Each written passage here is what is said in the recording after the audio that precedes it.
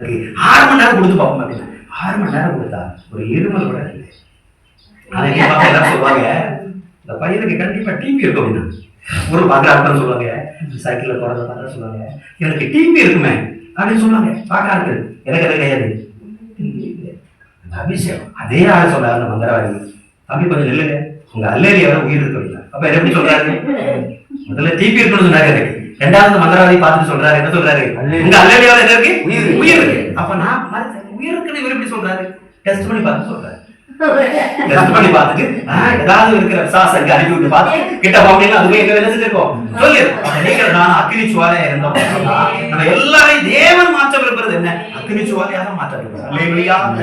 நல்ல மணிக்கணக்கு கூட்டும் போது தசமபாகத்தை கொடுக்கும் போது நேரத்துல உங்க மேல அக்னி இருக்கும்.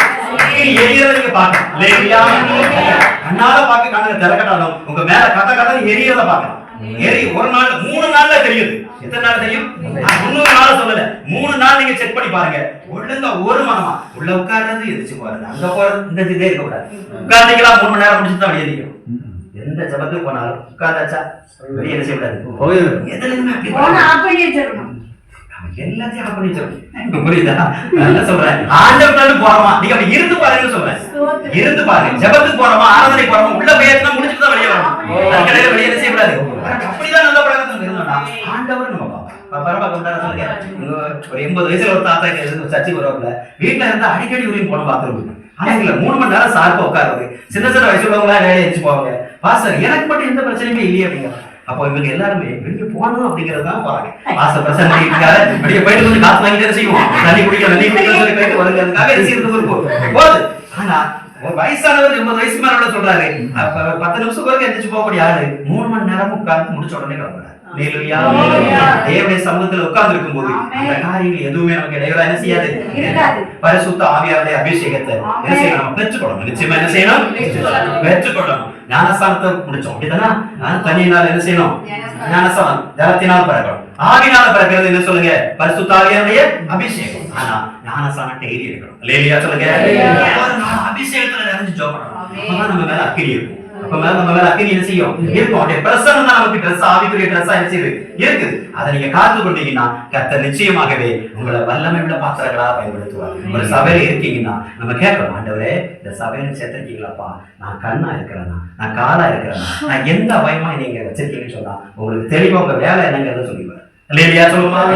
சபையில இணைச்சிருக்காருன்னா இது ஒரு அவயம். தேவனுடைய சரீரத்துக்கு தலைவராக ஆண்டவர் இருக்காரு. இந்த சபையாகிய சரீரத்துல நம்ம எந்த அவயமும் வச்சிருக்கிறாரு அதை தெரிஞ்சுக்கிட்டு கரெக்டா செஞ்சா ஒரு குழப்பம் இருக்காது. கர்த்தர் உங்களையும் ஆசீர்வதிப்பார், சபையும் ஆசீர்வதிப்பார். இன்னைக்கு இருக்கிற பிரச்சனை என்னன்னா வேற என்னன்னு தெரியுது. பாய போடுனா ஒரு ஆள் தண்ணி எடுத்துட்டு, தண்ணி எடுனா பாய போட்டுட்டு இருக்கு.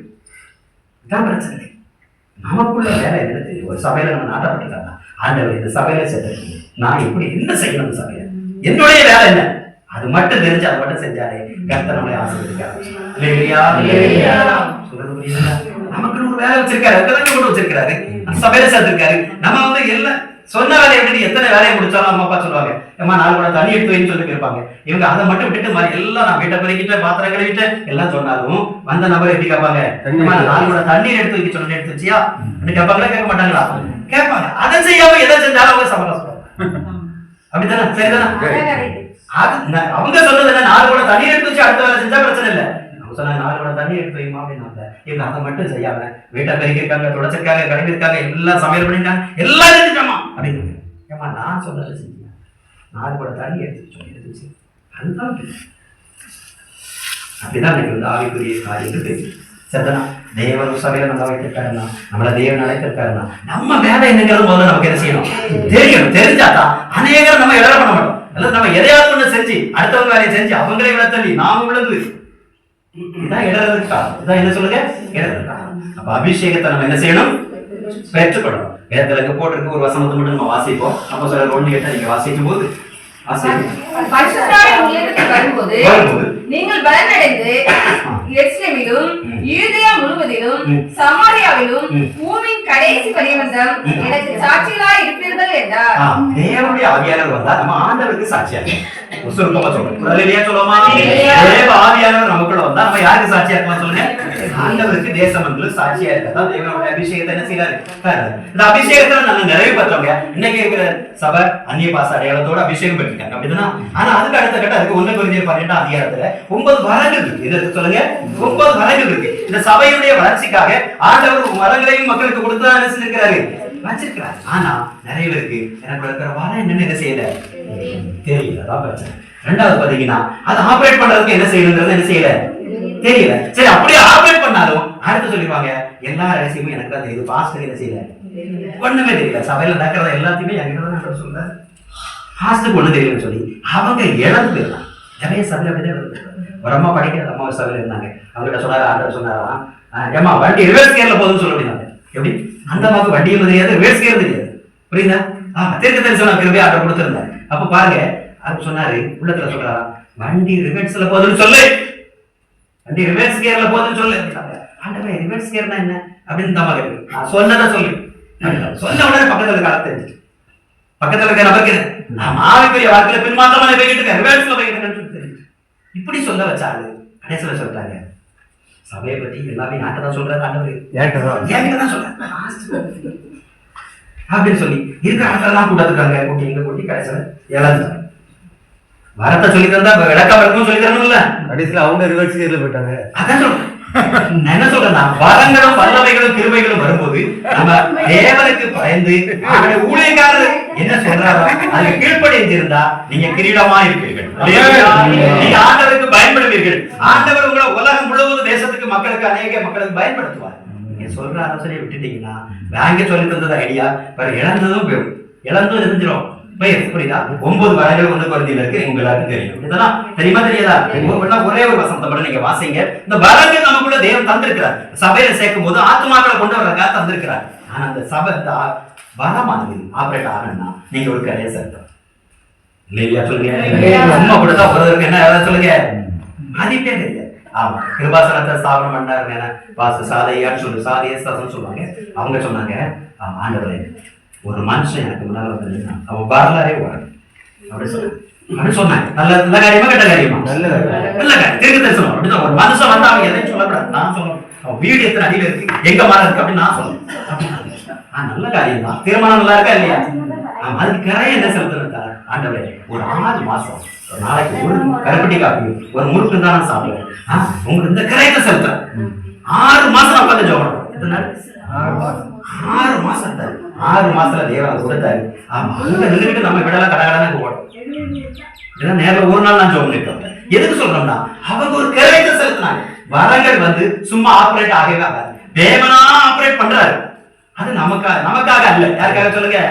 நம்ம ஜெபம் பண்றோம் ஒரு ஆள் சுகமா வந்திருக்காரு. ஆண்டவரே இறங்கி அப்படி படுத்துல கொடுத்தாரு. நம்ம ஜெபமே பண்ணல. ஆண்டவராக ஆபரேட் பண்ணி அவரே கிரியை செய்யறாரு. ஆனா நமக்குள்ள இருந்து கிரியை செய்யறதுக்கும் தேவன் கிரியை செய்யறதுக்கும் வித்தியாசம் என்ன செய்யுது? நமக்குள்ளே வர இல்லையா? எல்லாருக்குள்ளும் ஆவிக்குரிய வரங்களா தந்திருக்கிறார். பிரஷர் குக்கர் அடுப்புல வச்சு நல்ல தண்ணியெல்லாம் ஊத்தி ஒரு குறிப்பிட்ட அளவு வந்து ஹீட் ஆகும் போது மட்டும்தான் அது என்ன செய்யும்? அடிக்க மாட்டேங்காதா? அதே போல ஒரு ஆவிக்குரிய அனல் நமக்கு தேவைப்படுது. அந்த அனல் வந்து ஜெபத்துல வேத வசன தியானத்துல அதுலதான் வரும். தேவனுக்காக போகும் சில பாடுகள் அதெல்லாம் தாங்கி நீங்க அந்த அனலை கூட்டிக்கிட்டீங்கன்னா உங்களுக்கு ஒரு வரம் ஆபரேட் ஆகும். நீங்க செயல்படுறது அது என்ன செய்யலாம்? இன்னும் வரணும்னு கண்டுகொள்ள அது விடை செய்யும். ஆனா அது தொடர்ந்து செயல்படணும்னா நம்ம ஒரு கரையை என்ன செய்யணும்? செலுத்தணும். சொல்லுங்க ஆண்டவரே அவர் ஒரு 6 மாசம் இருந்தாரு. நான் ஒரு நாளைக்கு 1 மணி நேரம் 3 மாசம் கரெக்டா ஜெபம் எனக்குள்ள இருக்க வரம் செயல்படுத்தேன். அது ஆத்மாதாயத்துக்கு மட்டும் பயன்படுத்தும். ஆத்மாவால சபைக்கு கொண்டு வர மட்டும் பயன்படுத்தணும். நீங்க உடன்படிக்கை பண்ணி நீங்க ஜெபம் பண்ணா கர்த்தர் அதை உங்களுக்கு செயல்பட வைப்பாரு. சொன்ன வார்த்தை தெரிஞ்சிடக்கூடாது, மறந்தே வேண்டாம். சரிதானா? ஆமா. அப்ப வரங்கள் இருக்கவங்க வர இருக்குன்னு சொல்லி ஆடாடுன்னு ஆடிடக்கூடாது. கனிகள் இருக்கும். அந்த கனி காணப்படணும். கனி பரிசுத்த ஆவியானவர்களால் வரும். நம்ம மாமிசம் ஆனா நிச்சயமாகவே மாமிசத்துல இருக்கிற நமக்கு எப்போதுமே நம்ம வந்து என்ன செய்யறோம்? மாமிசத்துல தான் இருக்கிறோம். எப்பமெல்லாம் தேவ பிரசனம் நம்ம முழுதோ அப்பமெல்லாம் தேவ பணம் என்ன பணம் வெளிப்படுத்த தேவ பணம் எப்பமெல்லாம் ஜெபமும் வேத வாசிப்பும் இல்லையோ அன்னைக்கு எந்த பணம் வெளிப்படும்? நான் யாருன்னு தெரியாது, எனக்கு அது வந்து பேசிட்டு போயிட்டாங்க அப்படின்னு அடிப்படைதான் இல்லையா? ரெண்டுமே இங்கதான் இருக்கு. நம்ம அபிஷேகம் பெற்றோம்ல, அந்நியவாசம் பெற்றோம், வரம் பெற்றோம் எல்லாம் போயிட்டு நினைக்கக்கூடாது. மாமிசத்துல ஆசரிப்பு கூடாரத்துல பலகைகள் இருந்தது செய்கிறது. அதுல உள்ள அந்த பலகை வந்து உள்ள இருக்கிறது சீத்தி மரம். என்ன மரம்? சீத்தி மரம். அது ரொம்ப கடினமானது. அது மாமிசத்துக்கு அடையாளம். வெளியே பொந்தகம் இருந்தது. வெளியே பார்க்கறதுக்கு எப்படி இருக்குது? அழகா பொந்தகட போட்டு முடிச்சிருக்காங்க. பாக்குறாங்க பாத்தீங்களா, தேவனுடைய ஆலயத்துல எப்படி இருக்கு? பொந்தகத்தினால முடிச்சிருக்காங்க. பலபலன்னு சொல்லிக்குது. உள்ள இருக்கிறது சித்தி மரம். சித்தி மரம். லேலுயா, கீழ்படியா தங்க, கேட்காத தங்க, அத்தனை நம்ம கிட்ட மொத்த குடியிருப்பே இங்கதான் இருக்கு. இங்கதான் இருக்கு. எப்பமெல்லாம் அபிஷேகமும் தேவனுடைய கிருபையும் நம்ம மேல ஓங்கி வளருதோ அப்பமெல்லாம் சொல்றோம் பிரைஸ்ல இருக்கிறது அப்படின்னு. ஆனா எப்பமெல்லாம் செபம் இல்லையோ ஆமா கேட்ட உடனே அடியாம விட்டாரு. அப்படிதான் கையை கூட நீங்க பார்க்கிறாரு, சட்டான அடி விட்டு. ஏன்னா மாமிச குணம் வெளிப்பட்டு ரெண்டுமே இங்கதான் இருக்கு. எப்போ தேவனுடைய அபிஷேகம் நம்மள ஆளுகை செய்தோ தேவ குணம் வெளிப்படும். எப்போ ஆண்டுடைய கிருபை அந்த அபிஷேகம் குறையுதோ, செபம் வேத வாசிப்போ அதெல்லாம் குறையுதோ, அன்னைக்கு மாமிச குணம் என்ன செய்யப்படும்? வெளிப்படும். சரிதானா? அப்போ அபிஷேகம் பெற்ற பிள்ளைகள் வரங்கள்ல என்ன செய்யணும்? இருக்கிற வரத்தை ஆண்டவரோட கரையத்தை செலுத்தி, ஆண்டவரே ஊழியத்துக்காக நான் பயன்படுவேன், ஆண்டவரே ஆத்துமாதத்துக்காக நான் சொன்னா உங்களுக்குள்ள இருக்கிற வரத்தை தேவன் ஆப்ரேட் பண்ணி விடுவார். அதை நீங்க காத்துக்கொள்ள வேண்டியது அவருடைய கடமை. ரட்சிப்பை எப்படி காத்துக்கொள்ளணுமோ அதே போல தேவன் நமக்கு இந்த வரத்தை என்ன செய்யணும்? எல்லாம் தந்த அத்தனைக்கு கடைசியாக கேட்பாரு. ஏமா வரம் தந்து வல்லமா தந்து அபிஷேகம் தந்து எத்தனை பேர் அபிஷேகம் மனம் தெரியுங்க? எத்தனை பேரை மனம் திரும்ப வச்சா நீ என்ன சொல்லி சொல்லி ரட்சிப்பு தந்த நீ எத்தனை பேர் ரட்சிப்பு நடத்தின? அபிஷேகம் தந்த நீ எத்தனை பேருக்கு அபிஷேகம் நடத்த? ஞானசம் எடுத்துக்க எத்தனை பேரை ஞானசம் நடத்துற? வரம் பெற்றுக்க எத்தனை பேரை வர இருக்கிறத ஆபரேட் பண்ண விட உதவி செஞ்ச? கனி நீ கனி கொடுக்குற அதே போல நீ கனி உள்ள மரம் எத்தனை பேரை நீ மாத்துற? இல்லையா? அடுத்த கட்டம் சொல்லுங்க. அடுத்தது உபதேசம். உபதேசம் இல்ல அந்நியோன்யம். அடுத்து என்னது? அந்நியோன்யம் சொன்னா தேவனோட ஐக்கியம்.